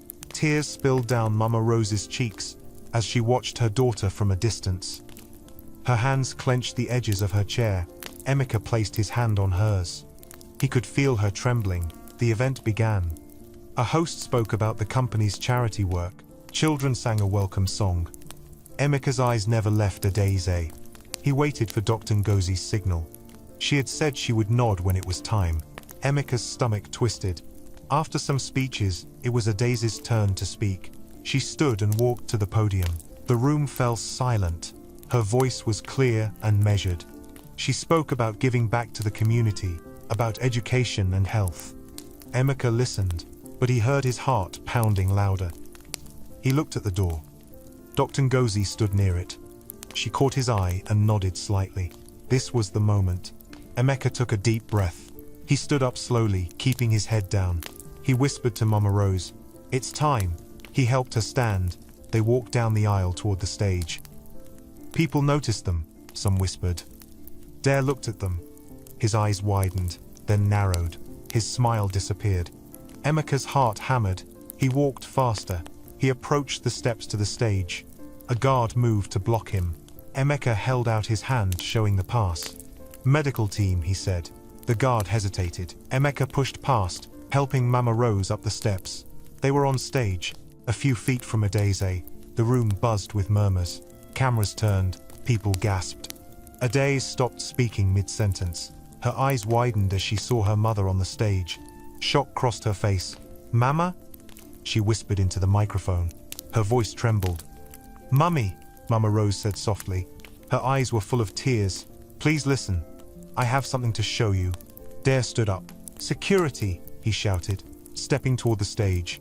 "This is unauthorized. Remove them." Guards moved. Some people stood. Emeka's hands shook. He reached into his cloth bag and pulled out the recorder. He held it out to Adaeze. "Please, madam," he said urgently. "Play this. It's important. Please." His voice was louder than he expected, shaking and raw. Adaeze's eyes flickered between him and her mother. Dare climbed the steps. "Adaeze, this is not safe," he said, his voice smooth but urgent. "They could be dangerous. Let security handle this." Adaeze's eyes narrowed slightly. She looked at her mother. "What is going on?" she asked, her voice tight. Mama Rose stepped closer. "My daughter, forgive me for coming like this," she said. "But I tried to reach you. They would not let me. They lied about me. Please listen to this voice. It is Bola." The name made Adaeze gasp. Dare stiffened. His eyes flashed with anger. "Bola," Adaeze whispered. "How do you know her?" "She was your friend," Mama Rose said softly. "She recorded something for you. You must hear it now, please." Adaeze hesitated. The room held its breath. Dare took another step. "Adaeze, do not! Stop!" Adaeze said firmly, cutting him off. She took the recorder from Emeka's shaking hand. She pressed play. The room fell silent. Bola's voice filled the hall, crackling but clear, recounting the date, the names, the stolen money, the forged signatures. Gasps echoed. People whispered. Adaeze's eyes widened, her face drained of color. She raised a hand to her mouth. Tears welled up. Dare's face turned red. He lunged toward the recorder, but two security guards who were loyal to Adaeze moved in front of him, blocking him. "Stay back, sir," one said. Dare glared but did not push. The recording ended. Silence hung heavy. Adaeze's chest rose and fell quickly. She looked at her mother, then at Emeka. "Is this true?" she whispered, her voice cracking. "Is this all true?" "It is," Mama Rose whispered, tears streaming down her face. "I have more papers. I have the visitor's book. I have proof. They tried to erase it. They tried to hurt us. They wanted to steal from you. But this boy helped me. He stood up for me. He protected me. I had to show you." Adaeze turned her gaze to Dare. His face was smooth again, but his eyes were cold. "Mr. Balogun," she said, her voice now steadier. "Do you have something to say?" Dare smiled, but it did not reach his eyes. "Adaeze, we cannot trust that recording," he said smoothly. "It could be a forgery. Anyone can record a voice and call it evidence. This is a trick, a poor boy and an old woman, perhaps paid by our competitors to embarrass us. Let security take them away and investigate." People murmured. Some nodded in agreement, others shook their heads. Adaeze held up her hand. "I will not let my mother be dragged out," she said firmly. "She is my mother. She is not going anywhere. And this boy risked his safety to help her. He is our guest." She turned to her mother. "Mama, why didn't you call me?" "They blocked my calls," Mama Rose whispered, her voice breaking. "They said you were too busy. They said you didn't want to see me. I came myself. They pushed me away. They said I was mad. They humiliated me. This boy stood up for me. He lost his job for me." Adaeze's eyes filled with tears. "I am sorry," she whispered. "I should have been there. I should have answered your call." Dare clenched his fist. A daze, please, he said, his voice calmer, but still urgent. We can't discuss this here. This is a public event. The press is here. Let us go to your office. Let us talk privately. We can handle it quietly. We don't want this to become a scandal. It will hurt the company. It will hurt you. Adieza looked at him. Her expression was cold. You are worried about the company's image, she said. But I am worried about the truth. I will not hide this. I will not protect thieves. I will protect my mother. I will protect the company's money. We will investigate openly. Dare's smile faded completely. If you do this, you will regret it, he whispered, his voice low, his eyes dark. Adieza straightened. I would rather regret doing the right thing than regret doing nothing, she said loudly. She turned to the audience. Ladies and gentlemen, I apologize for this interruption. But the issues raised by my mother and this young man will be addressed immediately. The event will continue, but I need to step out. Please continue enjoying the program. She motioned to her assistant. Take my mother to my office. Bring the book, the papers. Inform the board we will meet in 1 hour, no excuses. Mr. Balogun, please join us. Dare's jaw tightened. Of course, he said, forcing a smile. But his eyes burned. Security gently guided Mama Rose and Emeka off the stage. Some guests clapped. Others whispered. Labake hid her face behind a napkin. Mr. Kalu stood at the back of the room, a look of relief and fear crossing his features. Once they were out of the hall, Ade's assistant took them to a private room. Ades joined them a few minutes later. Her face looked hard and determined. She closed the door and turned to her mother. Show me everything, she said. Emeka placed the visitor's book on the table and opened it to the pages with Mama Rose's name. He showed her the torn note. He showed her the dates. He showed her the names of staff who had signed her in. He explained how someone had scratched Bola's name. He showed her the page that proved her mother had visited. Mama Rose opened her bag and brought out copies of letters and contracts. They were old and crinkled, but the writing was clear. They showed amounts of money transferred, signatures that looked like Adez's, but were not. They showed Dare's name in places it should not have been. Adez's hands shook as she read them. Tears filled her eyes. She wiped them angrily. How could this happen? She whispered. Because you trusted him, Mama Rose whispered. Because he seemed kind. Because you were busy. Because we all looked away. But now we must look, my daughter. We must act. Adez nodded. She turned to Emeka. What is your name? She asked. Emeka, he said softly. Emeka, she repeated, looking at him with gratitude. Thank you. You stood up for my mother when my own staff did not. You lost your job because of us. You risked everything. I will not forget this. I will make sure you are rewarded. But we have more to do. Dare will not go down quietly. He has connections. He will fight. Emeka nodded. I know, he said. But you are the CEO. You have power. You can remove him. I can, she said. But I must do it carefully. If I remove him without enough proof, he will sue. He will say I am emotional. He will call me weak. He will drag the company through court. The board will side with him if they think I am rash. I need more than this recording. I need witnesses. I need signed statements. I need the final document Bola mentioned.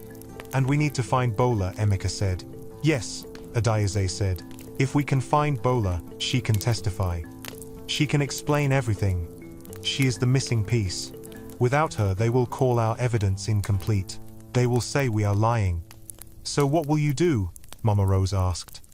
I will call the board meeting, Ade said. I will present what we have. I will freeze the accounts connected to Dare. I will order a private audit. I will remove him from his duties temporarily until the investigation is complete. It will be messy. It will cause anger. But I will do it. And you, Mama, will stay with me. You will be protected. Emeka, you will too. We will find Bola. We will gather more proof. We will finish what she started. A knock on the door interrupted them. It was Adeze's assistant. Ma, she said.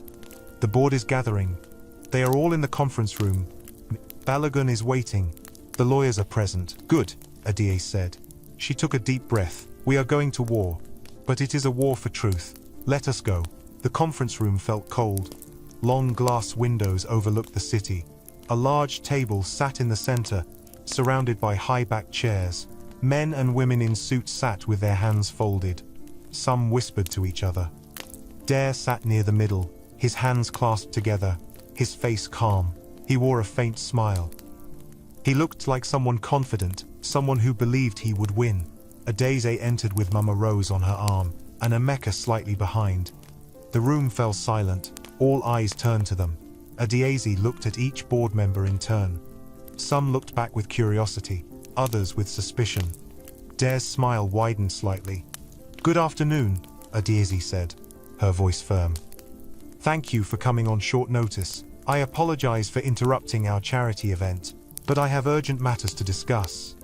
One board member, a gray-haired man with glasses, nodded. "We received your message," he said. It sounded serious. "What is going on?" Adeze looked at Dare. He met her gaze with a calm expression. She took a deep breath. "I have evidence of financial misconduct," she said. "I have reason to believe money has been moved from our company accounts to private accounts, without authorization. I have proof that signatures were forged. I have proof that reports were hidden. The person responsible is sitting in this room." Murmurs filled the air. Dare leaned forward, his face surprised. "What are you saying?" he asked, a hint of a smile at the corners of his mouth. "Who are you accusing?" "I am accusing you, Mr. Balagun," Adeze said, her eyes locked on his. "I am accusing you of stealing from the company. I am accusing you of forging my signature. I am accusing you of trying to remove me from power." A low gasp ran around the table. Dare laughed softly. "Adeze, this is a bold accusation," he said. "I hope you have something more than rumors, because if you do not, I will take legal action." "I have proof," Adeze said. She placed the visitor's book on the table. "This book shows my mother visited this company many times. It shows she was signed in, yet she was turned away at the gate when she returned. Mr. Balagun, you said she was a mad woman. You tried to have her removed. You said she had no business here." "Why?" Dare shrugged. "We have a system," he said. "Anyone without a scheduled appointment cannot enter. It is for security. I was protecting the company. I did not know who she was." "You knew," Adeze said softly. "You knew she was my mother. You tried to stop her because she had something you wanted to hide. She had letters, contracts, and this." She held up the voice recorder. "It is a recording made by Ms. Bola Adeyemi in 2015. It describes how you moved money. It names accounts. It names dates." She pressed play. Bola's voice filled the room. Board members leaned forward. Some faces paled. Dare's expression hardened. When the recording ended, silence hung heavy like fog. One board member whispered, "This is serious." Dare spoke, his voice calm but his eyes cold. "That recording could be anything," he said. "It could be fabricated. It could be edited. It could be a prank. And even if it was real, it is from 2015. This is 2026. This is old news. We have audited reports from every year. They show nothing." Adeye shook her head. "The audits were manipulated," she said. "And we only have part of the evidence. There is more. We will find it. We will find Bola. She will testify. But for now, we have enough to act. I have already frozen the accounts connected to the transactions mentioned in the recording. The bank is cooperating. The money will not move. I am also removing you from your position as Chief Operations Officer pending investigation. You will not have access to any company funds. You will hand over all files. You will leave the building right now." Dare stood abruptly. He tried to laugh, but it came out harsh. "You cannot do this," he said. "You need a board vote. The board appointed me. Only the board can remove me." "Fine," Adeze said calmly. She looked at the board. "Let us vote. Those in favor of removing Mr. Balagun pending investigation into the evidence we have presented, raise your hand." There was a long pause. Board members looked at each other. Some looked at Dare, who stared back, his jaw tight, his eyes burning. Then hands began to rise. 1, 2, 3, 4, a majority. Dare's face tightened. "Those opposed?" Adeze said. Only 2 hands raised, and they did so slowly. They looked at Dare, then at Adeze. Shame flashed across their faces. The vote was clear. Motion passes, Ade said. Mr. Balogun, please leave your keys and badge. Security will escort you out. Dare's fists clenched. For a moment, Emeka thought he might refuse. But then Dare smiled, a cold, tight smile. This is far from over, he said, his voice low. You think you have won, because you played a voice recording in a meeting. You have no idea how many people owe me. You have no idea what connections I have. You have no idea the damage I can do. You are making a mistake. I will live with my mistakes, Adaeze said calmly, but I will not live with thieves. Goodbye, Dare. Dare stared at her for a long moment. Then he slowly removed his badge and placed it on the table. He turned and walked out of the room, flanked by 2 security guards. He did not look back. As he left, his shadow seemed to linger like a stain. The room exhaled. Board members whispered. Some nodded in approval. Others shook their heads in disbelief. Adaeze sat down, looking suddenly tired. She placed her hand on her mother's. Mama, she whispered. I am sorry. Don't apologize, Mama Rose whispered back. We did what we had to. Now you must finish it. You must find Bola. You must clear the company. Many people's lives depend on it. I will, Adaeze said. She turned to Emeka. Emeka, please return this visitor's book to a safe place. We will need it later. And thank you again. You have done more for this company than half the people who get a salary here. Emeka nodded. You're welcome, he said softly. But it's not over. Dare said he will fight. He will try to twist things. He will try to hurt us. I know, Adaeze said. We must be ready. For the next few hours, the company was in chaos. Rumors spread. Some staff cheered quietly. Others looked worried. Labake stayed far from the lobby, her face pale. People whispered about the recording. Some said it was fake. Others said it was just the beginning. Adaeze called an emergency staff meeting and explained briefly that there would be an audit. She did not detail everything, but she assured staff that salaries would continue, that the company was stable. Meanwhile, Dare did not disappear quietly. He called his lawyer. He contacted board members he thought were weak. He held press briefings. He said Adaeze was emotional. He said she was being manipulated by family drama. He said the recording was a smear campaign. He said he would sue for defamation. He said he would return to clear his name. News outlets picked up the story. Headlines blared. CEO accuses Gio of theft. Family drama rocks Okafor Global. Recording reveals secret plot. By evening, social media buzzed with opinions. Some people supported Adaeze. Others sided with Dare. Employees posted anonymously about how Dare had humiliated them. Others defended him, saying he had given them promotions. The company's shares dipped slightly. Investors called Adaeze, worried. She spent hours on the phone, reassuring them. It was not easy. Her voice grew hoarse. Emeka returned to his uncle's house. He hugged his mother and Ngozi tight. He explained what had happened. His mother cried tears of relief and pride. My son, you did something great, she said. You helped someone. You protected a mother. You should be proud. Ngozi smiled widely. Brother, you are a hero, she said. Maybe they will make a movie about you. Emeka laughed weakly. Maybe, he said. But our lives are not a movie. We still have to pay your fees. We still have to eat. I still don't have a job. His mother looked at him seriously. Money will come, she said. We will find a way. God will make a way. Right now, your safety is more important. Emeka nodded. He wondered if he would ever return to a simple life of delivering food. He wondered if he even wanted to. He had tasted something bigger than himself. It was dangerous, but it felt right.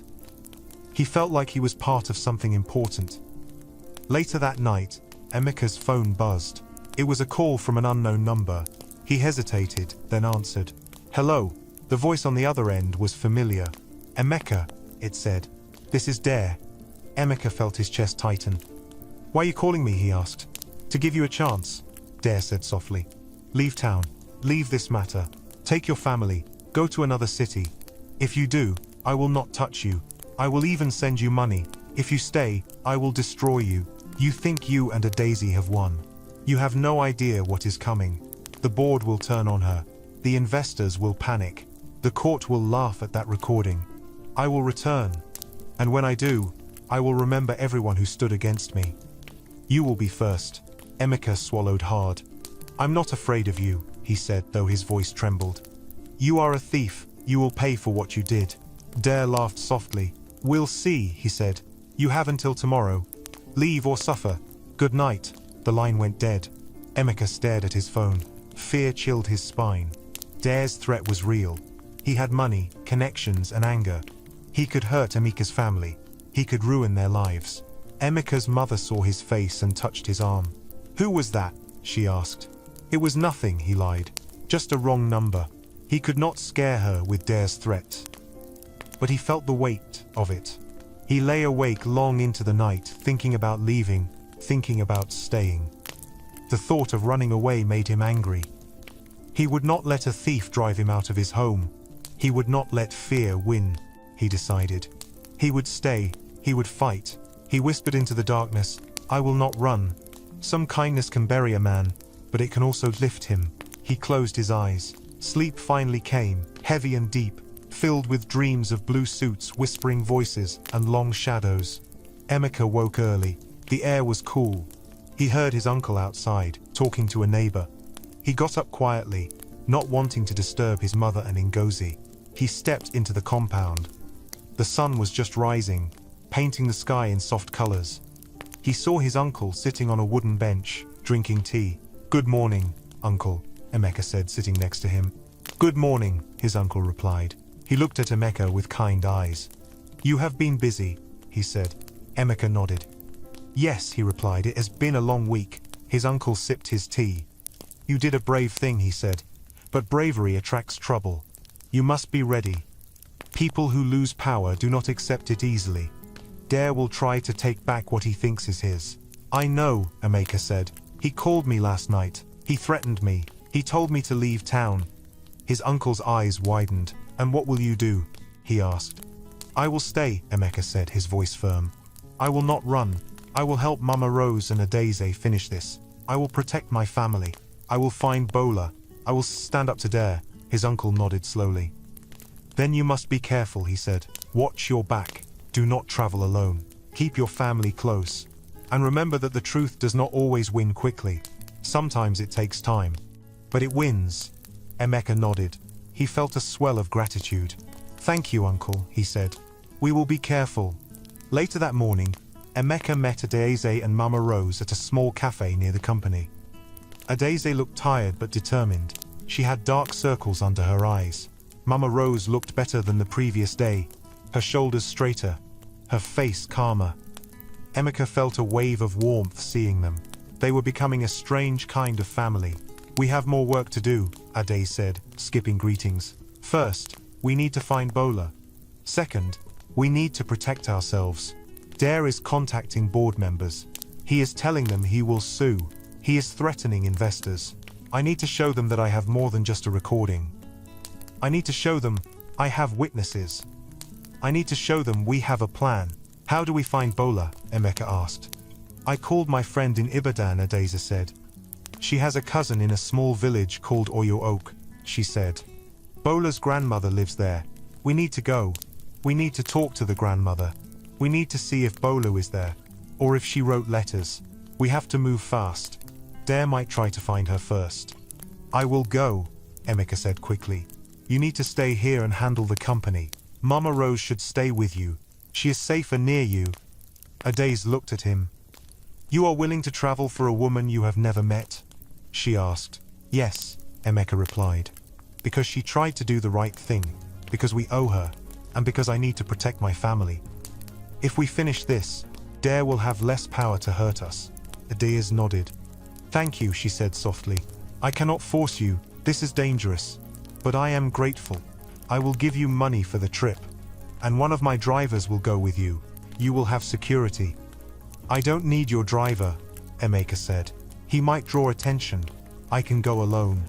Then take the money at least, Adaeze insisted.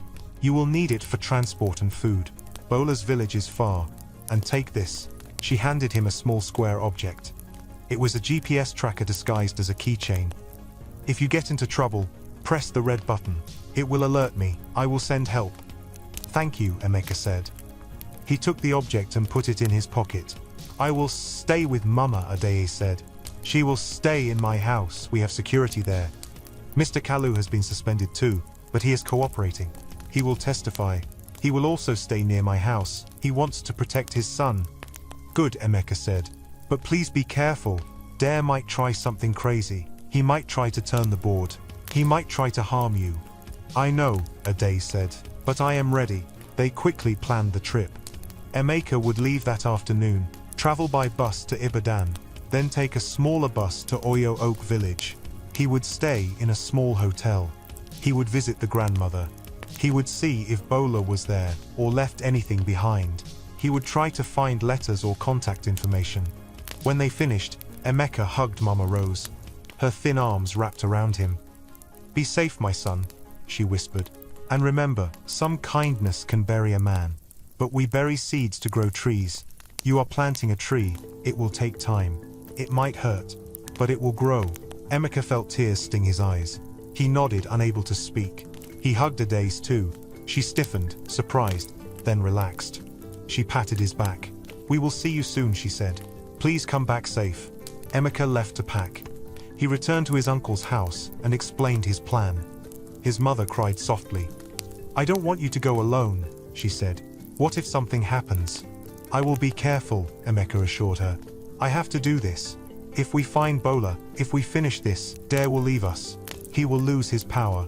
We can live in peace. I pray you are right, his mother whispered. By early afternoon, Emeka boarded a bus. The ride to Ibadan was long and dusty. He sat by the window, clutching his bag. He thought about Lagos fading behind him. He thought about the road ahead. The bus bumped over potholes. Vendors shouted at stops, selling roasted corn and boiled groundnuts. Emeka's stomach grumbled, but his mind was too busy to eat. He arrived in Ibadan as the sun dipped low. He stepped off the bus and took a smaller vehicle toward Oyo Oak. The road grew narrower, trees lined the sides. Small houses dotted the landscape. Night fell. The vehicle's headlights cut through the darkness. Emeka's head nodded with exhaustion. He fought to stay awake. Finally, the vehicle stopped in a small village. The driver said, Oyo Oak. Emeka stepped out. The air was cooler. Crickets chirped. A few lanterns flickered. He found a small hotel, paid for a room, and went to bed without dinner. He drifted into sleep quickly. The next morning, he woke with the sun. He found a woman selling akara and pap by the road. He bought some and asked if she knew Bola Adeyemi's grandmother. Ah, Mama Bola, the woman said, smiling. Everyone knows her. Her house is near the old well. Go straight, then turn right after the big tree. Her house has a red door, but she is old and sick. Be gentle. Thank you, Emeka said. He followed the directions. He found the house. It was small, with a tin roof. The walls were painted white and faded. The door was red, as the woman said. He knocked gently. An elderly woman with a bent back opened the door. She wore a wrapper and a head tie. Her face was lined with age. Her eyes were sharp. Yes, she asked. Good morning, Ma, Emeka said, bowing slightly. I am looking for Mama Bola, Bola's grandmother. I have come from Lagos. I want to talk about Bola. The woman looked at him carefully. Who are you? She asked. My name is Emeka, he said. I work with your granddaughter's friend, Adieze. We need Bola. It is important. We want to help her. The old woman's face softened slightly. Come in, she said. She led him inside. The house was simple. A wooden bed, a small table, and a chair. She sat on the chair slowly. So you know my Bola, she said. She left here years ago. She went to the city. She was happy. She wrote letters. Then suddenly she stopped. I did not hear from her again. I prayed, I cried. I wondered if she was dead. Who are you to her? I never met her, Emeka said. But I know she tried to expose bad things at her job. She worked with Okafor Global. She recorded a message. She gave it to Mama Rose. Mama Rose came to Lagos to show it to her daughter Adieze. But she needed more proof. Bola is missing. We need her or her letters. We need anything she left behind. It will help us bring justice. It will help us stop a bad man. It will help Bola's friend keep her job. It will help many people. Please, Ma. The old woman's eyes filled with tears. Bola was brave, she whispered. They hurt her because she was brave. She wrote me a letter before she disappeared. She said, if anyone came asking, I should give them something, she said. I should trust only a young man with soft eyes. She said he would have kindness. She said he would look like he needed help too. Emeka's throat tightened. I have soft eyes, he whispered. The old woman smiled sadly. Maybe, she said. Maybe you are the one. Wait. She stood slowly and went into a corner. She returned with a small tin box. She opened it and took out a letter and a folded piece of paper.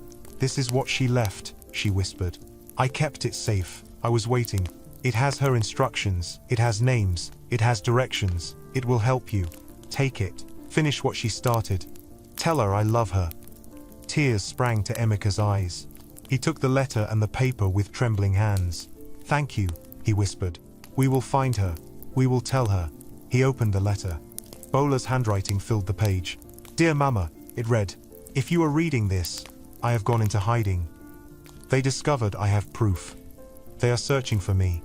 I cannot tell you where I am, because I do not want them to find you. But if a young man comes to you saying he needs to find me to help Adeze, give him the paper I have enclosed.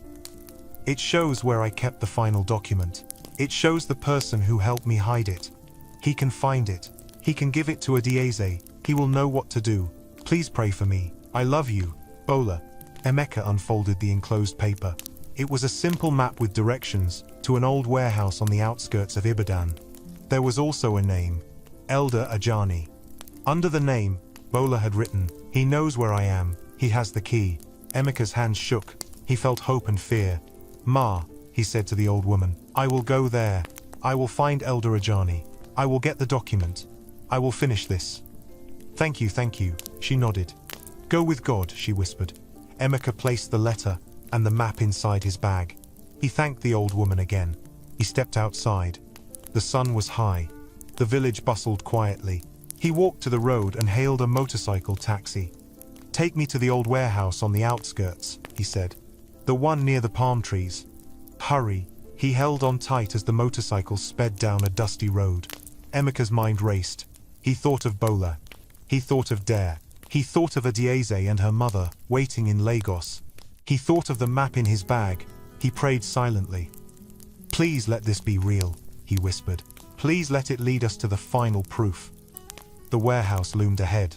It was large, with a rusted metal roof and broken windows. Palm trees swayed around it. Emeka stepped off the motorcycle and paid the driver.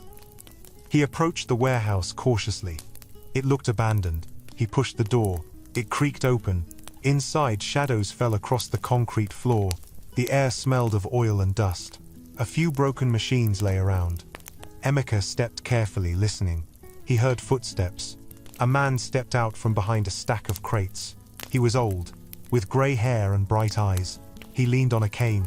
You must be Elder Ajani, Emeka said, bowing slightly. And you must be the one Bola spoke of, the man replied. His voice raspy but kind.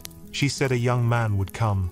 She said he would be brave. She said he would need the key. Emeka felt a wave of relief. Yes, he said, I need it, please. It is urgent. The old man nodded. He reached into his pocket and pulled out a small metal key. This key opens a locker, he said. In the back room, beneath the floor.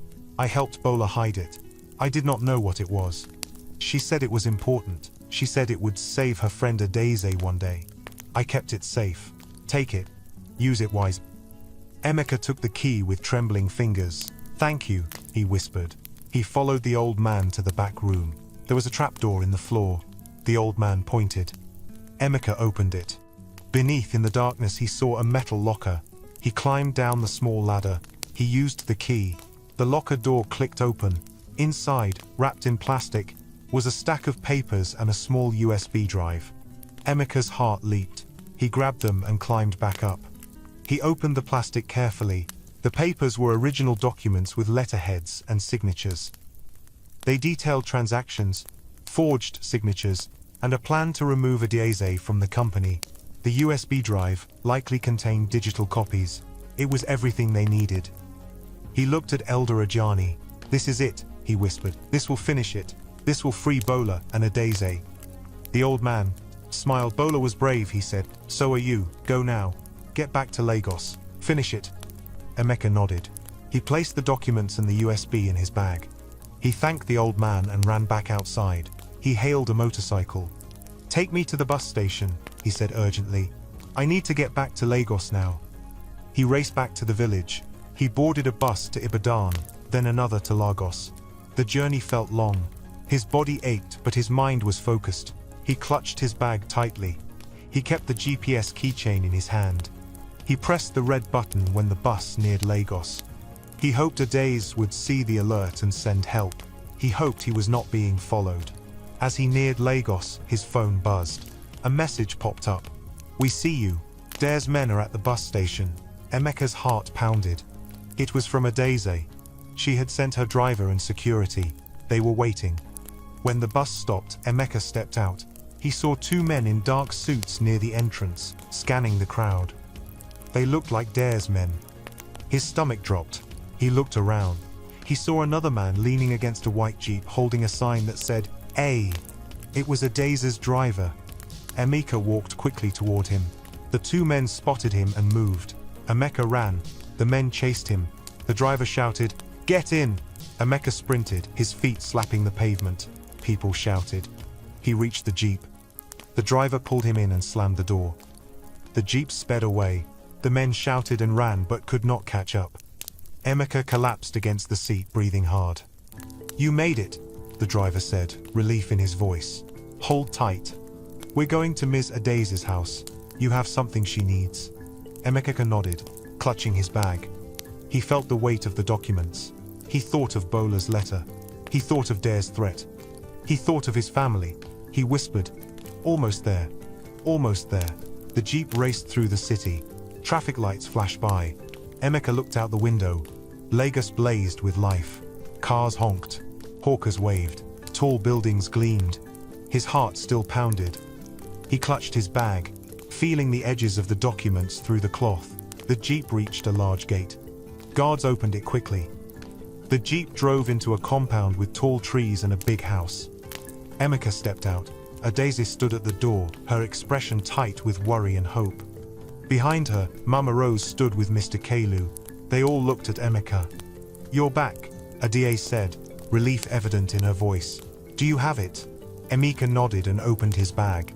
He handed her the documents and the USB drive. She took them carefully, her fingers trembling slightly. She looked at Emeka. Thank you, she said, her voice full of emotion. Thank you. Mama Rose embraced Emeka. Her thin arms squeezed him tight. You did it, she whispered in his ear. You found the truth. You are brave. You are like a son to me now. Emeka felt tears prick his eyes. Thank you, Mama, he whispered back. I could not have done it without you. Without your courage.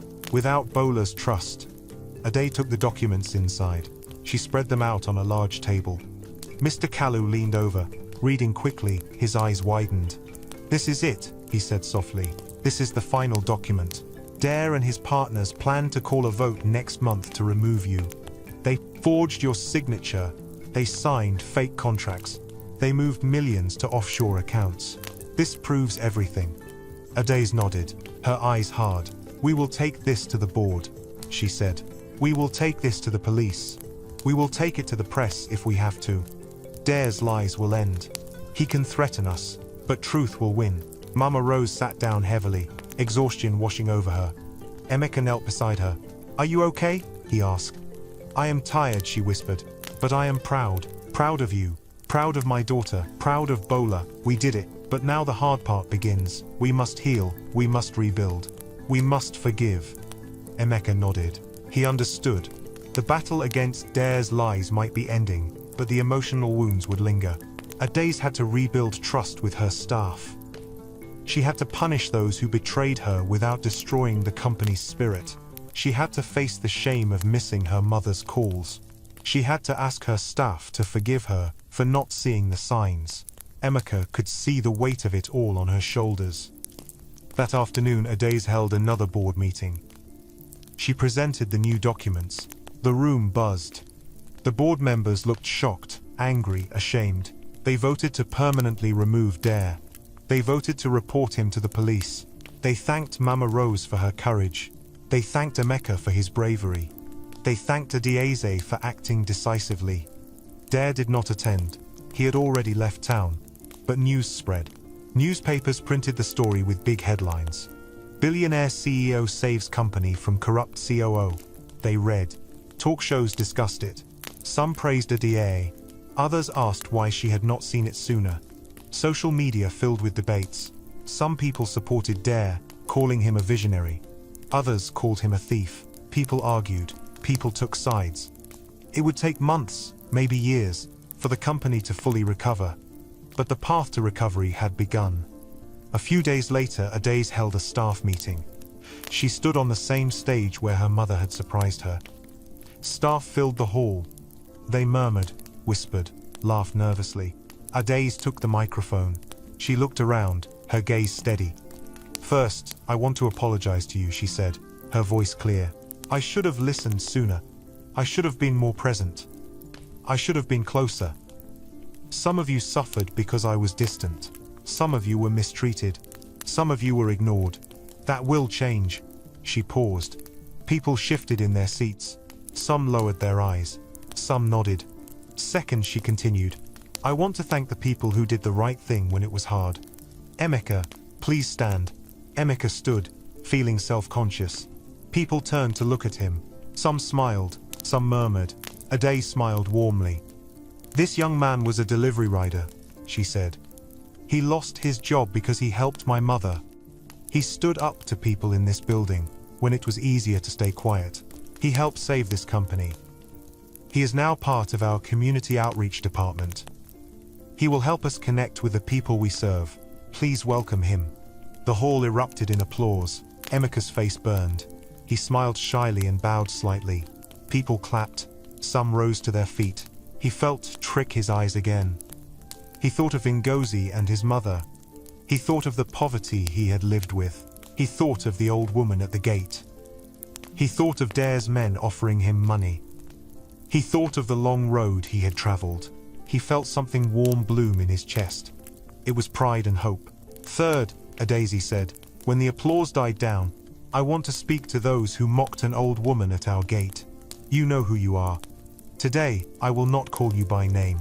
But know this, you hurt someone who should have been treated with respect. You made my mother cry. You made my company look cruel. You turned a charity event into a shame. You will face consequences. Some of you will be suspended. Some of you will be demoted. Some of you will be fired. But more importantly, all of you will learn. You will attend training on kindness and service. You will volunteer in our charity programs. You will spend time in our customer service, working under those you once looked down on. You will learn to see people, not just clothes. Labaki sat in the front row. Her face was pale, her hands shook. She lowered her head. Tears slid down her cheeks. Emeka watched her. He felt a mix of feelings. She had mocked him, but he could see her fear now. He could see her regret. He wondered if she had family to feed. He wondered if she had been taught to be cruel. He whispered a prayer for her. Fourth, Adieze continued, I want to speak to the people who still think Dare was right. Maybe you think he was smart. Maybe you think he was generous. Maybe he gave you bonuses. But understand this. He gave you what he stole from your own hands. He lied to you. He used you. He would have ruined this company and everyone in it. We must never let that happen again. We will build a culture where wrongdoing is reported, not rewarded. We will protect whistleblowers. We will support those who speak up. We will stand together. People murmured in agreement. Some clapped softly. A sense of unity slowly filled the room. Finally, Adieze took a deep breath. My mother is here today, she said. Please stand. Mama. Mama Rose stood slowly. She wore a new wrapper and blouse, a gift from her daughter. Her back was straight. Her eyes shone. The staff applauded loudly. Many smiled. Some wiped tears. Mama Rose smiled and waved, tears rolling down her cheeks. I am here because of her, Adieze said, her voice cracking slightly. She brought me into this world. She taught me right from wrong. When I was busy running after success, she came to remind me what matters. I promise you, Mama, I will not ignore your call again. I will not forget where I came from. I will not forget what we stand for. I will make this company a place where people are treated with dignity. Whether they wear suits or slippers. The hall filled with applause. Emeka felt goosebumps. He looked at Mama Rose and saw pure joy on her face. He looked at Adaeze and saw determination. He looked at the staff and saw hope. It was a new beginning. A few weeks passed. Dare's case moved slowly through the courts. His lawyers fought, but the evidence was strong. He lost his reputation. People who had feared him avoided him now. He tried to intimidate Emeka again, but his calls went unanswered. He sent men to scare Emeka's uncle, but they were met by security guards Adaeze had hired. He realized the tide had turned. He fled the country, leaving behind his house, his money, and his dreams. He became a story people told in hushed tones. Emeka settled into his new job.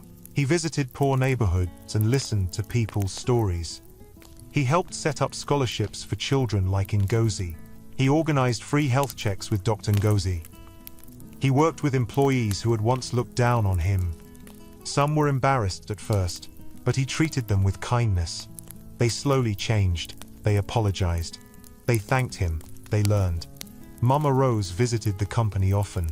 She sat in the lobby and drank tea with the new front desk officers. They treated her like royalty. She laughed with them. She told them stories. She became a symbol of change. Adaeze worked harder than ever, but she made time for her family. She invited her mother for lunch every week. They sat in her office, eating and laughing. They healed old wounds. Adaeze hired more staff to help her. She took fewer trips.